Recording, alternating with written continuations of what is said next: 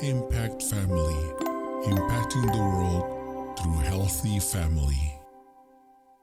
Shalom saudara-saudara, selamat berjumpa dalam Impact Family.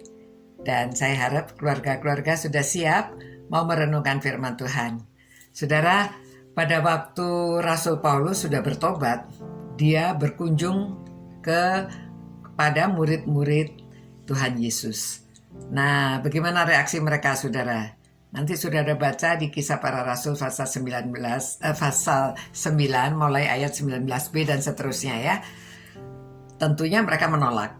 Mereka tidak percaya. Loh, ini kan orang yang tadinya menganiaya, mau membawa kita ke mahkamah agama, mau menghadapkan kepada orang-orang Farisi, pemuka-muka agama. Kok sekarang dia mengatakan bahwa dia percaya dan dia meyakinkan orang Yesus itu anak Allah, bahwa Yesus itu Mesias.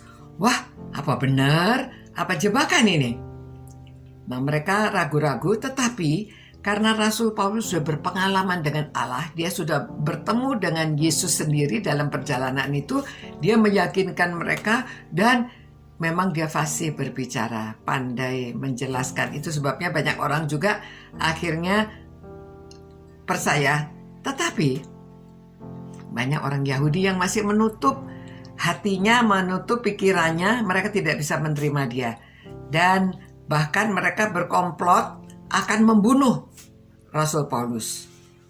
Nah, sampai teman-temannya ini, murid-murid Yesus itu akhirnya yang sudah percaya membawa dia keluar kota ya, diturunkan dari atas tembok ya, diturunkan dengan keranjang supaya jangan dibunuh sama orang-orang Yahudi lainnya.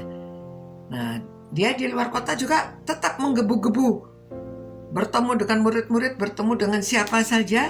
Mula-mulanya memang dia menceritakan kepada orang-orang Yahudi lainnya, tetapi mereka tidak bisa menerima dia. Namun, bersyukur pada Tuhan, dia bertemu dengan Barnabas, anak penghiburan, yang memang dari dulu dia sudah menyerahkan hartanya di kaki murid Yesus. Dia hatinya lembut ya. Dia bertemu dengan Paulus, dia berbincang-bincang dan Paulus menjelaskan pertobatannya, perjumpaannya dengan Tuhan Yesus, maka dia bisa menerima. Akhirnya Barnabas memperkenalkan Paulus kepada murid-murid yang lainnya dan menceritakan tentang pertobatannya. Nah, demikian saudara, akhirnya Paulus bisa diterima ya. Walaupun masih banyak orang yang menolak dia, tetapi murid-murid yang lain sudah bisa menerima dia. Saudara, apa yang kita pelajari dari firman Tuhan ini, dari renungan ini? Ya, jadi kita sendiri juga, Alkitab mengatakan tidak ada seorang pun yang benar, bahkan tidak ada. Semua orang sudah berbuat dosa. Itu sebabnya jangan kita cepat menghakimi orang lain itu berdosa, mereka lebih parah keadaannya. Tetapi kita sendiri juga harus menyadari bahwa kita ini dulunya memang orang berdosa, harusnya kita bertobat juga. Ya, harus bertemu dengan Tuhan Yesus, kita bertobat, dan cirinya di mana? Nggak kalah sama Rasul Paulus ya, harusnya kita juga tetap memberitakan tentang siapa Yesus itu yang bisa menyelamatkan isi dunia, menyelamatkan semua orang ya yang bertobat, yang beriman kepadanya, supaya mereka juga beroleh keselamatan. Ya, jadi saudara, marilah kita yang sudah bertobat, kita juga bisa menerima orang lain yang bertobat. Kita mendukung pelayanan mereka, tetapi kita sendiri juga harus menunjukkan bahwa kita adalah orang-orang yang sudah bertobat, yang sudah berjumpa dengan Yesus, yang sudah percaya pada Yesus, dan kita memberitakan juga bahwa Yesus adalah juru selamat, Yesus adalah anak Allah yang hidup ya, yang menyediakan tempat bagi kita di surga. Nah, mari keluarga-keluarga, orang tua membawa anak kepada Tuhan, dan kalau anak-anak yang percaya duluan membawa orang tua kepada Tuhan. Begitu juga siapa saja ya, supaya kita bisa menerima pemberitaan yang sudah disampaikan di dalam firman Tuhan dan menjalankannya. Mari kita berdoa.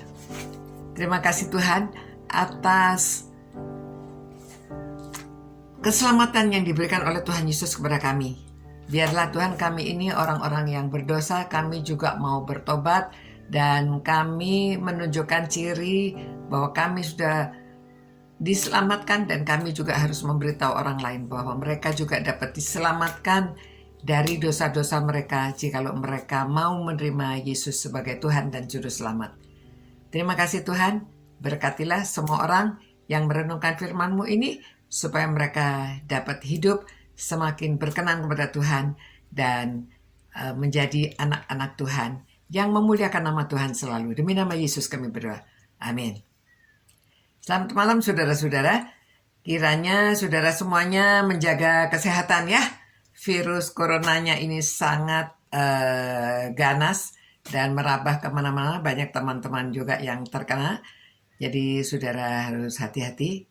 Banyak berdoa tetapi juga banyak menjaga diri dengan kesehatan dan menjaga protokol kesehatan.